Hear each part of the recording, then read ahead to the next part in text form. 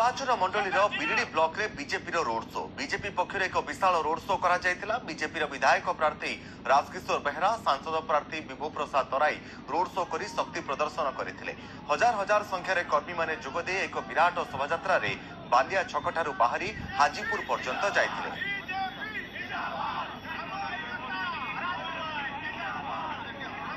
तिर्तोल निर्वाचन मंडली रे आज जे भली भाव में भारतीय जनता पार्टी पक्षर एक विशाल रैली करा जाउचे।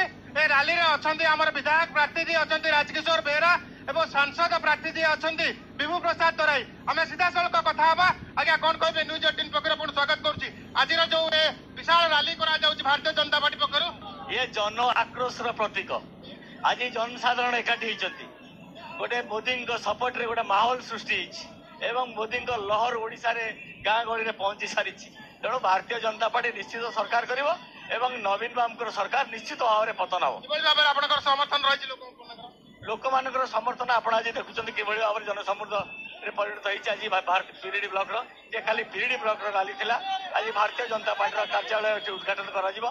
तेणु ये बिरिडी ब्लॉक लोक मैंने केवल आसते बाहर के आसी ना अन्य ब्लॉक रे कार्यक्रम करा जिवो। निश्चित भाव में सांसद प्रार्थी अच्छा विभू प्रसाद तराई आज्ञा कौन कहे कि भाव में जनमा समाज रही आपंगे रही बर्तमान कि भाव में प्रचार कार्य को जोरदार कर निश्चित भाव में जनता आशीर्वाद आम उपरे अच्छी मोदी उपरे अच्छी एवं आमे एथरक निश्चित भाव में निर्वाचन जितबू एवं जनता सेवा करने आमे दृढ़ प्रतिश्रुतिबद्ध।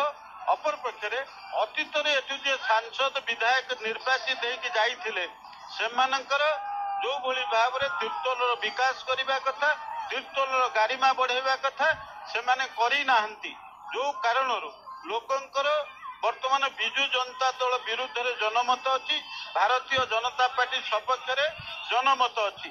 गोटे कथा आम देखुचे सांसद प्रार्थी गला 5 वर्ष भितर पार्लियामेंट परफॉर्मेंस जीरो एवं जो भली भाव में सांसद पांठी ये संसदीय क्षेत्र में विनियोग हवा कथा तीर्तोल विनियोग हवा कथा है नहीं।